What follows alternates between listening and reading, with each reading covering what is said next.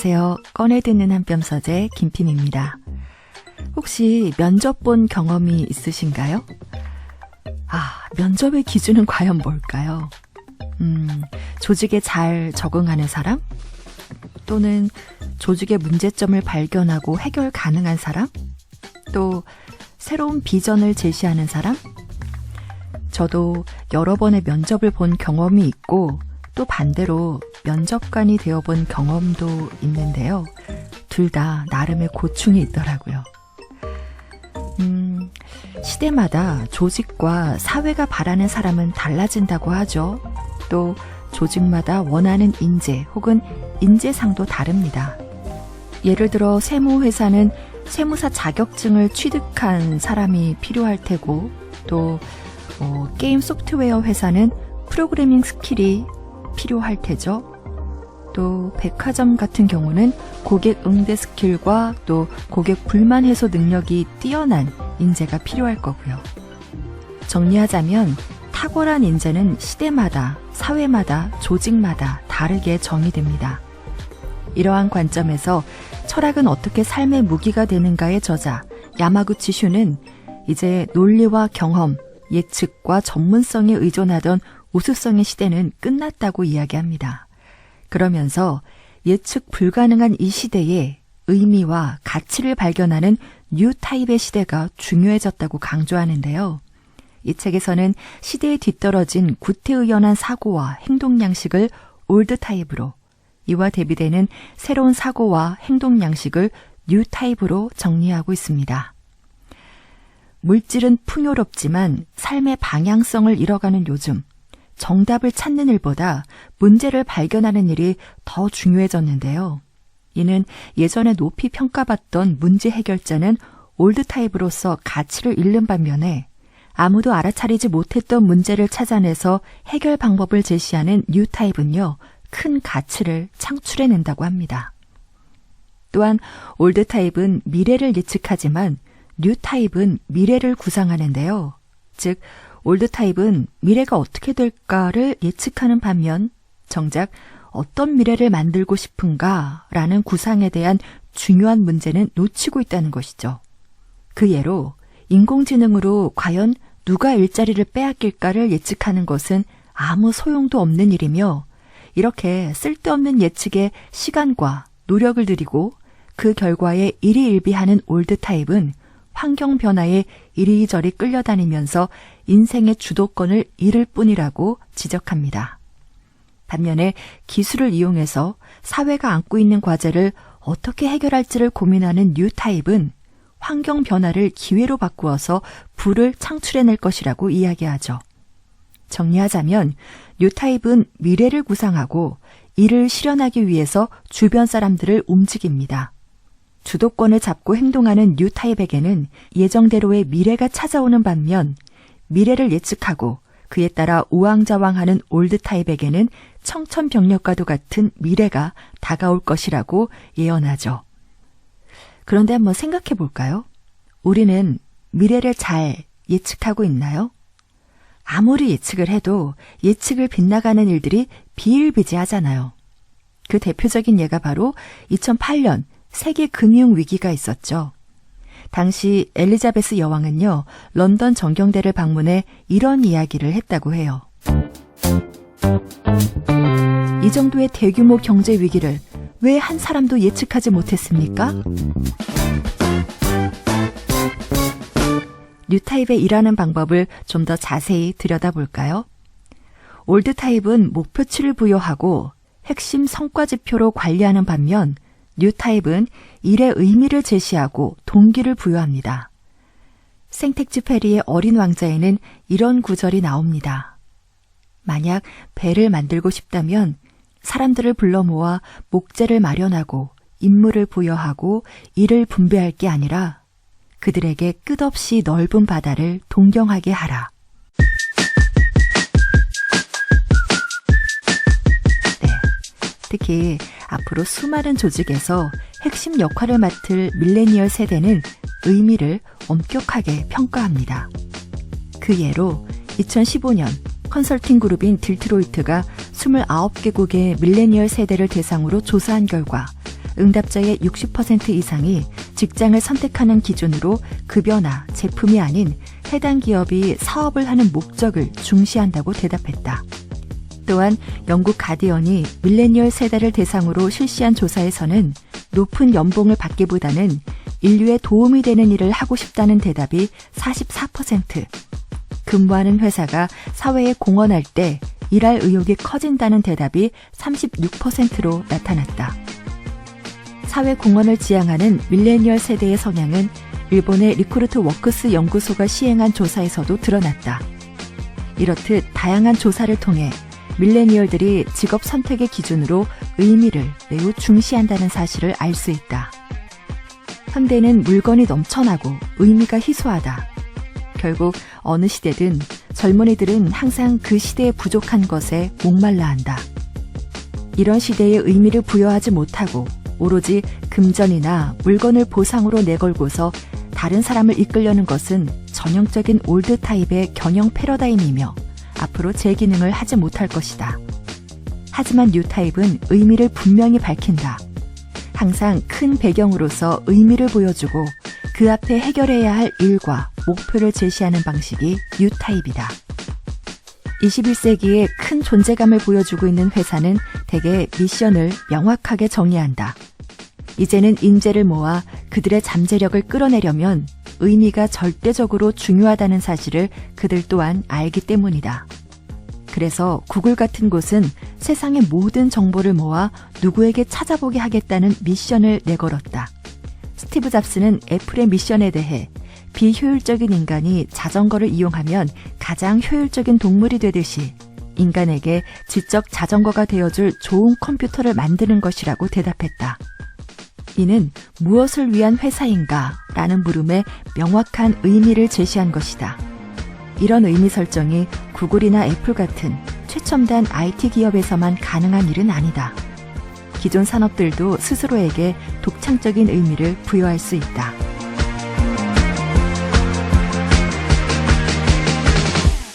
또한 이 책에서 눈여겨볼 것은 이 시대는요, 기업의 수명이 인간의 수명보다 짧아지고 있기 때문에 우리는 평생 여러 번 직업을 바꿔야 할 것이며 오직 한 길이라든지 열심히 한다는 가치관은 올드 타입으로서 급속도로 변화하는 세상에서 위험 요소에 노출된다고 이야기합니다.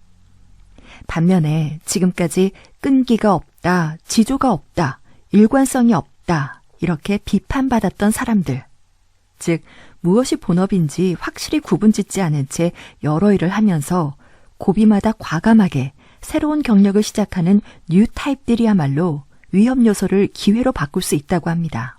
즉, 뉴 타입은 자신이 가장 빛날 수 있는 자리를 찾아서 움직인다는 것이죠.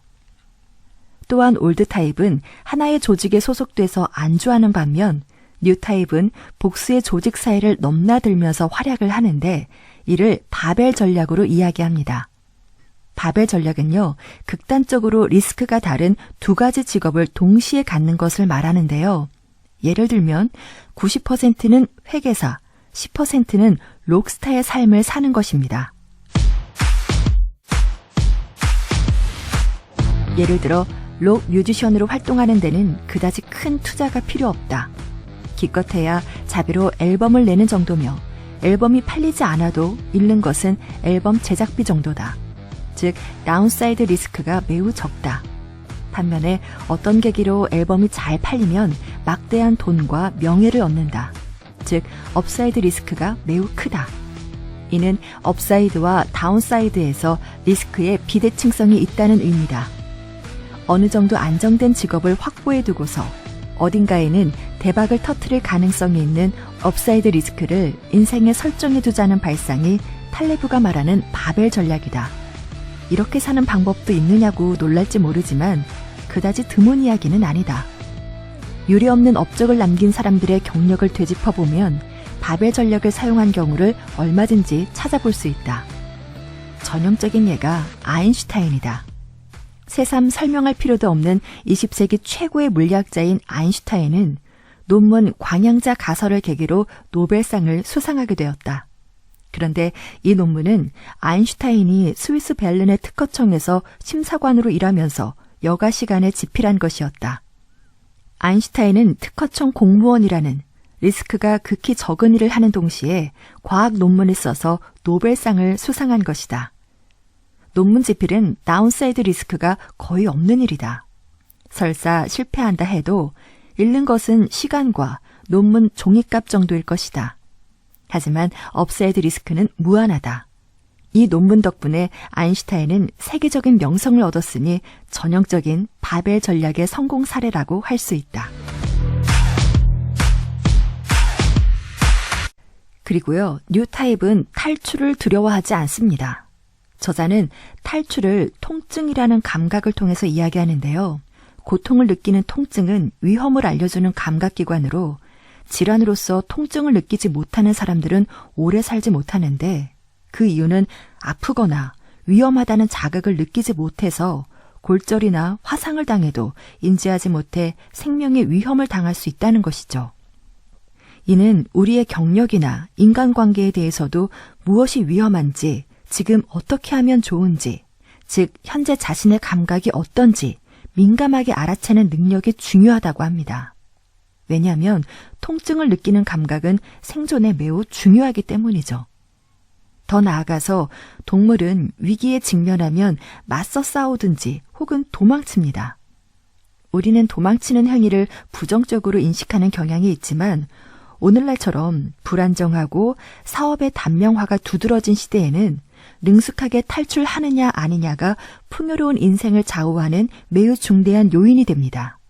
이런 상황에서도 변함없이 한자리에 머물면서 꾸준히 노력하는 자세가 최고라고 여기는 올드타입은 자신의 인생을 파탄낼 위험성이 크다고 저자는 지적합니다. 반면 뉴타입은 이동성이 높습니다. 그래서 같은 자리에 머물며 노력을 계속해야 한다는 고루한 도덕관념에 얽매이지 않고 직감과 미의식에 따라서 자유롭게 움직이죠. 그 예가 참 재밌는데요. 말콤 글래드웰의 아웃라이어에서 제창한 1만 시간의 법칙에서 1만 시간 동안 연습을 거듭하면 누구라도 최고가 될 수 있다는, 재능보다 노력이 중요하다는 주장에 대한 오류를 지적합니다. 노력이 보상받는다는 주장은 상당히 매력있지만 그것은 바람일 뿐 현실 세계는 그렇지 않을 수 있음을 이야기하는데요. 즉 노력의 의미가 없다는 것이 아니라 핵심은 그 노력이 빛을 발하는 곳에서 해야 한다는 것이죠. 그 예로 2012년 노벨 생리의학상을 수상한 야마나카 시냐 교수는요. 정형외과 의사로 근무했지만 수술을 그리 잘하지는 못했다고 해요. 물론 수술을 잘하기 위해서 노력할 수도 있겠지만 그는 2년간의 고민 끝에 의사는 자신에게 맞지 않는 직업임을 깨닫고 기초의학 공부를 다시 시작했고요. 아무도 시도한 적이 없는 배아줄기 세포에 대한 연구를 시작해서 마침내 유도 만능줄기 세포의 발견으로 이어지고 이는 곧 노벨상의 영광을 얻을 수 있는 기회가 됐죠. 저자는 이 사례를 통해서 자신에게 맞지 않는 일을 노력하기보다는 자신이 가장 빛날 만한 자리를 찾는 것이 중요하다고 이야기합니다. 다시 말해 노력하면 반드시 보상받는다는 명제는 오해이며 실제로는 개인의 적성이나 환경 그리고 노력에 따라 얻을 수 있는 이익에 큰 차이가 있다는 겁니다. 이어지는 이야기를 하자면 혹시 36개 줄행량이라고 들어본 적 있나요? 병법에 관한 36가지 계책을 기록한 병법 36개의 마지막에 쓰여진 도저히 안 되면 도망가는 게 상책이다 라는 이야기. 또 손자병법에도 승산이 없을 때는 손실을 최소화하기 위해서 신속히 후퇴하는 전략이 옳다는 내용이 나옵니다. 저자는 우리는 인생을 살면서 자신의 직업과 일을 선택할 때 도망치고 싶을 때가 있는데 스스로 위험하다는 느낌이 들면 바로 탈출하라고 조언합니다. 그러면서 탈출, 즉 도망에 대해서 착각하지 말라고 지적하는데요. 바로 탈출은 용기가 없어서가 아니라 용기가 있기에 가능한 것이 탈출이다라고 이야기합니다. 간단히 정리하면 올드타입은 한 군데 정착해서 노력하려는 반면 뉴타입은 바로 탈출해 다른 각도에서 다시 시도한다는 거죠. 마지막으로 올드타입은 과학에 의존하지만 뉴타입은 기초교양을 활용합니다. 과학은 주어진 문제를 해결할 때 극히 예리한 도구가 되지만 문제 자체를 만들어내지는 못합니다. 즉, 사람은 어떻게 살아가야 하는지, 사회가 어떤 모습이어야 하는지를 규정하는 것은 과학의 역할이 아니며 이런 일에는 반드시 교양에 기초한 인문학적 사고가 필요하다는 겁니다. 그 예로 스티브 잡스는 캘리그래피의 아름다움을 알고 있었기에 컴퓨터 서체는 왜 이렇게 안 예쁘지? 라는 의문을 떠올렸고, 체게바라는 플라톤이 제시한 이상국가를 알고 있었기에 쿠바의 상황은 왜 이다지도 비참한 걸까? 라는 의문을 품을 수 있었다. 눈앞에서 일어나는 세상의 모든 일을 당연시하여 단념하지 말고 비교하여 상대화하자. 그렇게 해서 보편성이 부재한 상식들을 의심해보자. 기초교양은 그런 상식을 비추는 렌즈로서 가장 선명한 해상도를 갖추고 있다. 또한 올드타입이 전문가의 역할에 치중한다면 뉴타입은 비전문가의 역할에 중점을 둡니다. 올드타입은 경험에 의지해서 아는 척을 하는데 이런 과학에 축적한 경험과 지식이 족쇄가 되는 반면 뉴타입은 경험을 리셋해서 학습을 계속합니다. 그러면서 저자는 디지털 세계의 패권자인 구글, 아마존, 페이스북, 애플은 경험이 적은 신참자였음을 강조하죠. 정리하자면 경험을 축적해서 거기에 의존하는 올드타입은 가치를 잃어가는 반면에 새로운 환경에서 자신의 경험을 잊고 신속하게 학습하며 언론해가는 뉴타입은 큰 가치를 창출할 것이라는 거죠. 경험에만 의존하는 올드타입의 행동 양식은 매우 위험성이 큽니다.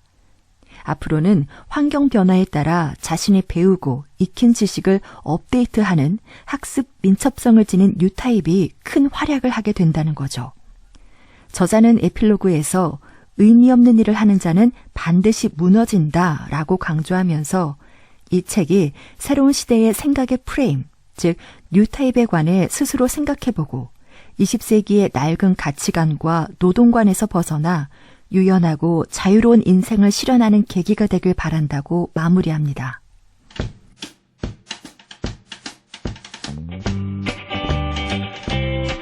변화하는 이 시대에 살아남기 위해서는 수동적이기보다는 능동적인 사람이 되어야 하고 도움이 되는 일보다 의미와 가치 있는 일을 찾아야 하고 내 경험에 의지하기보다는 늘 새로운 것을 학습하고 능력을 리셋해야 한다고 저는 이 책의 내용을 정리하고 메모할 수 있을 것 같아요. 사실 이 책에 기록된 내용은 모두 다 알고 있거나 혹은 느낌적으로 인지하고 있는 내용들이죠. 다만 실천이 어려울 뿐입니다. 한뼘 서재에서도 소개했었던 새로운 가난이 온다에서 계약직, 파견직, 플랫폼 노동자의 부당함, 또 세계 미래보고서 2021에서 살펴봤던 대학이 사라지고 학력이 파괴되며 많은 일자리가 사라지고 새로운 일자리가 등장한다는 미래 이야기는 새로운 시대에 적응하지 못하면 불안전한 미래를 맞이할 수밖에 없을 것 같은 불안감이 몰려옵니다. 이 책에서도 정의했지만 올드타입은 미래를 예측하려 하고 뉴타입은 미래를 구상합니다.